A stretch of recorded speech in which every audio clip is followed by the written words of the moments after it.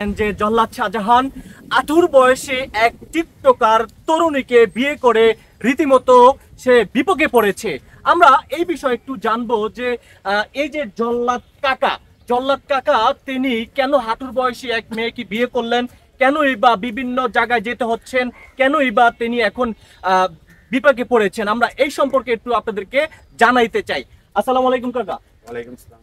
কাকা, প্রথম প্রশ্ন থাকবে যেটা, এই যে আপনি হাঁটুর বয়সী এক ছোট্ট একটি মেয়েকে বিয়ে করেছেন, বিয়ে করে আপনি রীতিমতো বিপাকে পড়েছেন, আসলে ওই মেয়েটার সাথে আপনার কিভাবে পরিচয়টা হয়েছিল? সেই মেয়েটা, আমি আগে একটা কথা বলি। জি।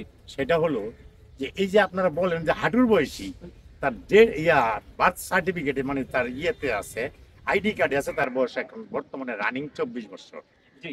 তাই না? কিন্তু আমাদেরকে সে বলেছে 19 বছর 20 বছর। না না না, তার সার্টিফিকেটে কথা বলবে, তার জন্ম তারিখে কথা বলবে, তাই তো? জি। তাহলে আপনারা তাকে হাঁটুর বয়সী বলতেছেন।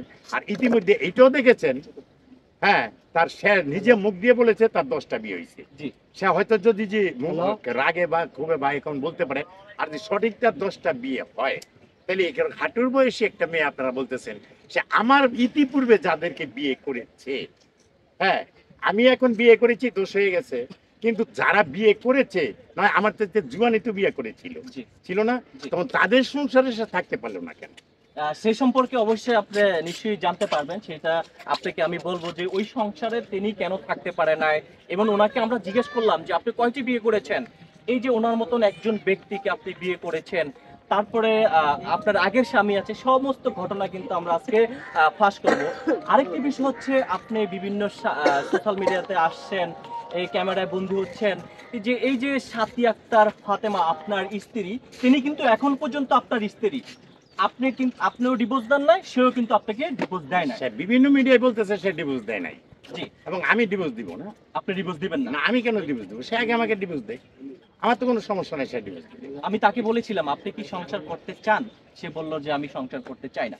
আর আরেকটি প্রশ্ন থাকছে আমার, যে প্রশ্নটি হচ্ছে এই যে 10 লক্ষ টাকার বিষয়, আপনি অভিযোগ করছেন যে সে 10 লক্ষ টাকা নিয়ে সে পালিয়েছে, এবং সে অভিযোগ করছে যে সে কোনো টাকা নেয় না, এটা কতটুকু সত্য? শোনেন, সে যে টাকাটা নিচ্ছে এখানে আমার প্রমাণ আছে, সে কল রেকর্ড যাই কিছু দেখাক না কেন, তার কাছে কি কি কল রেকর্ড আছে সেটা আমি, মানে এই যে কল রেকর্ড আমি শুনতেছি বা এই আপনাদের মারফতে আমার এখানে আসছে, কিন্তু কথা তাদের ভিতরে অনেক কিছু হতেই পারে, আমাদের ভিতরে হতে পারে। জি, অবশ্যই। কারণ এইটা তো এখানে আপনার সে যে আপনারা আপনাদেরকে আমি দেখাইছি 10 লক্ষ টাকার প্রমাণ, জি জি তাই না? জি। আর সে যে বলতেছে যে এটা ভুয়া একটা স্ট্যাম্পে তাদের সই নিয়েছে কি তা, আচ্ছা, যেইখানে নাকি কাজী অফিসে যে বিয়ে হয়েছে সেইখানে কোর্ট কাবিনের প্রয়োজন কেন? What is this? সেটাই। আচ্ছা, মাফ করবেন, সরি। না না, ইটস ওকে, নো প্রবলেম। হ্যাঁ, এইটা কেন প্রয়োজন? যেহেতু কাবিন হয়েছে, তাহলে আবার কোর্ট কাবিনের প্রয়োজন কেন হবে? এটা তো কাবিনই হয়েছে, কাবিন হয়ে তো বিয়ে হয়েছে। জি, তো অবশ্যই। কাবিনটা বড় না কোর্ট কাবিনটা বড়? কোনটা বড়? আমার প্রশ্ন আপনার কাছে, কোনটা বড়, কোর্ট কাবিন বড় না কাবিনটা বড়? ইসলামিক শরীয়তে কাবিনটাই তো বড়। কাবিনটাই বড়, right? কাবিনটা বড় না? জি। যেখানে কাবিন হয়েছে 5 লক্ষ টাকার একটা দেনমোহর হয়েছে, তো সেখানে আবার কোর্ট কাবিন করতে হবে কেন? এটা এখন তার একটা বানানো কথা যে আমি, হ্যাঁ, এটা তাদের কাছ থেকে খোলা স্ট্যাম্পে সই নিয়েছি, এটি হলো তার সম্পূর্ণ একটা বানানো কথা। সে দেখতে পাচ্ছেন আপনারা ইতিমধ্যে সে কিভাবে কথাগুলি বলে, জি, জি। তার মুখে কিন্তু কোনো কিছুই বাঁচতেছে না।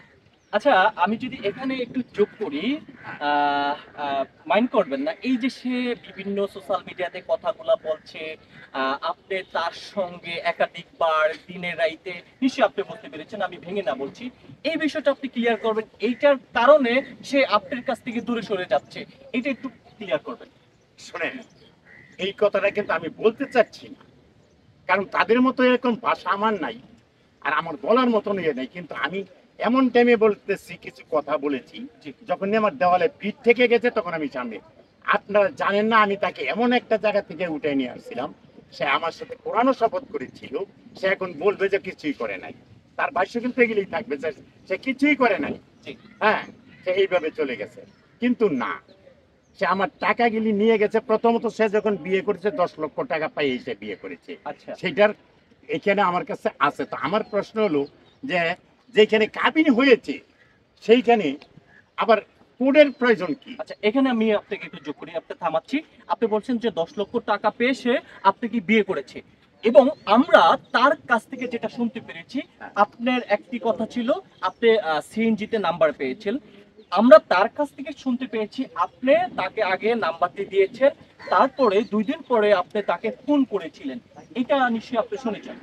আমি শুনছি এবং দেখছি লাইভটা, সে যে বক্তৃতা বলে আমি দেখি, আমার মোবাইল আছে। এটা ক্লিয়ার করবেন, আপনি কি তাকে আগে ফোন করেছেন? হ্যাঁ, না, আমার কথা শুনে, সে যেটা বলতেছে এখন আমি বলতেছি মিথ্যা, আর আমি যেটা বলতেছি সে বলছে মিথ্যা, তাই না? জি। এখানে তো আপনার মিথ্যা, সবাই বলতেছে মিথ্যা, আমি বলতেছি মিথ্যা, ও বলতেছে মিথ্যা। কিন্তু ঘটনাটা তাইলে আমি একটা লোক, আচ্ছা মহিলা তো কতই রাস্তাঘাটে দাঁড়ায় থাকে, হ্যাঁ থাকে না? অবশ্যই। সিএনজি স্টেশনে থাকে না? তো তাদের দুদিনকে কি আমি বেছে নিলাম? ওখানে তো আরো মহিলা ছিল। সে বলছে আর একটা ইয়েতে যাইয়া, লাইফে যাইয়া, আমি নাকি হুন্ডায় গিয়েছি ওদের কাছে। আবার বলছে মানে এক জায়গায় 2বার গিয়েছি তাদের কাছে। আচ্ছা দেখেন কথার ডিস্টেন্সটা দেখেন।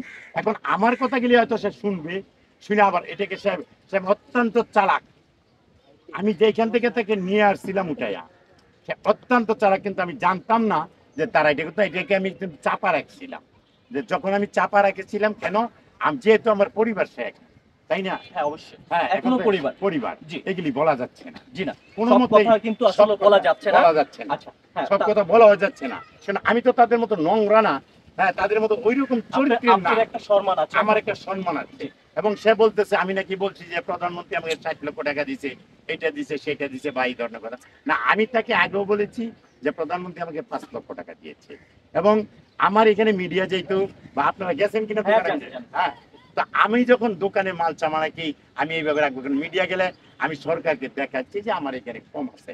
আমার কি টাকা থাকলে আমি সরকারকে বলবো যে আমার কাছে টাকা আছে? এখানে একটু যোগ করছি, আমরা যারা হচ্ছে ওনার যখন দোকানটি ছিল কেরানীগঞ্জে, আমরা নিজেরা গিয়েছিলাম ওনার দোকান করতে, ওনার মাল উঠাইতে অনেক কষ্ট হইতো। আমরা যারা হচ্ছে গিয়া সোশ্যাল মিডিয়ার লোকজন আছি, ওনাদেরকে অনেক সময় দোকানে মাল উঠানোর জন্য কেউ 500 দিয়েছি, কেউ 200 দিয়েছি, কেউ 300 দিয়েছি, কেউ 1000 টাকা পর্যন্ত দিয়েছি, রাইট? হ্যাঁ, রাইট। আচ্ছা, এখন সে আপনাকে প্রশ্ন করছে, হ্যাঁ। আপনার স্ত্রী আপনাকে প্রশ্ন করছে হ্যাঁ। যে আপনি এত টাকা কোথায় পেলেন, যে হঠাৎ করে সরকার থেকে আপনি 5 লক্ষ টাকা পেয়েছেন, হ্যাঁ। বাকি টাকা আপনি কোথায় পেয়েছেন? আচ্ছা, বাকি টাকা কোথায় পেয়েছি? সরকার আমাকে দিয়েছে 5 লক্ষ। আমি যখন জেলখানা থেকে বাড়ি, তখন জেলখানা টাকা, এটা বলা যাচ্ছে না যে জেলখানা থেকে আমি টাকা নিয়ে বাড়িছি। জেলখানা টাকা কামানোর জায়গা আছে, জানি। আমি ওইখান থেকে, জানেন আপনারা? হ্যাঁ, জানি। হ্যাঁ, সেটা প্রকাশ্যে বলা যাচ্ছে না। জানি কোর্ট আমি। সেটা, কোর্টও জানে, সরকারও জানে, কিন্তু সেটা বলা যাচ্ছে না। কিন্তু জানলে সেটার কোনো প্রমাণ নাই, তাই না? আচ্ছা, তাইলে আমি ওইখান থেকে নিয়ে বাড়িছি 6.5 লক্ষ টাকা। আচ্ছা, আমি যার কাছে টাকাটা দিয়েছি, ওই লোকটা আমি জেলের থেকে আসার পরে একদিন পরে তার কাছ থেকে 2 দিন পরে টাকাটা আনিছি। তো এইখানে তো আমার 6.5 লক্ষ টাকা আছে। তা তো অবশ্যই। আচ্ছা, এবং একটা ছেলে ছিল আমার কাছে, হ্যাঁ। তার কাছে আমি কত টাকা দিয়েছি জানি না, আমি হিসাব রাখি নাই। বাইরে হওয়ার পরে সে আমাকে দিয়েছে মাত্র 3 লক্ষ টাকা, যে চাচা তুমি যে আমার টাকা টোকা দিয়েছিলা, আমি তো এই টাকাটা দিয়ে ব্যবসা বাণিজ্য করেছি, হ্যাঁ কিছু লাভ হয়েছে এবং আমি ঠিকই আছি। তো যাক, তোমাকে আমি 3 লক্ষ টাকা দিলাম, আর যাই কিছু করছো না করছো স্যার, তুমি এটা আল্লাহর রাস্তায় মাফ করে দিও। আচ্ছা, আচ্ছা, তাই এই টাকা গেলি, এবং বিভিন্ন প্রতিষ্ঠানে গেছি, বিভিন্ন জায়গায় গিয়েছি, বিভিন্ন লোক আমাকে টাকা পয়সা দিচ্ছে আমাকে। জি। তো এই যে কেউ 10,000, কেউ 5,000, কেউ 20,000, কেউ 50,000 টাকা আমাকে দিছে। সর্বোচ্চ আমি প্রত্যেক টক শো করেছি জেলখান থেকে বাইরে হওয়ার পরে, এবং আমার সাথে কিছু সাংবাদিকও মানে চাঁদা আমার জন্য বিভিন্ন জায়গা থেকে টাকা আনছে। আচ্ছা, আপনি কি সেটা- আপনি এর আগে একটা ভিডিও, এখানে তো থামাচ্ছি, মাইন্ড করবেন না, আপনি কিছু ভিডিওতে বলেছিলেন আপনি যখন টক শো করতেন, সেই টক শোতে আপনাকে 25,000 টাকা 50,000 টাকা আপনাকে মানে পুরস্কার, এটা কি সত্যি? হ্যাঁ, এটা সত্যি। চ্যালেঞ্জ আপনাকে কত টাকা দিয়েছে? চ্যানেলে দিয়েছিল 25,000 টাকা। হ্যাঁ, এটা সত্যি। এবং কাজী হায়াত ছিল আমার সাথে চ্যানেল আইয়ে, বুঝতে পারছেন, শাহরিয়ার আচ্ছা, রহমান ভাই এখন ছিল। এখন আপনার অন্যান্য মিডিয়াতে গিয়েছি, আচ্ছা, তারা 30,000 আমার সাথে কন্ট্রাক্ট, আমি কন্ট্রাক্ট গেছি আপনারা আমাকে এত টাকা দিবেন। আচ্ছা, আচ্ছা, তখন তারা হয়তো বলছে যে ভাই ঠিক আছে আসেন আমরা টাকা দিই, হয়তো সেখানে 5,000 10,000 কম দিয়েছে, এদিক সেদিক হতে পারে। এদিক সেদিক হতে পারে, কিন্তু 20-30-এর নিচে 50-এর নিচে দেয় নাই।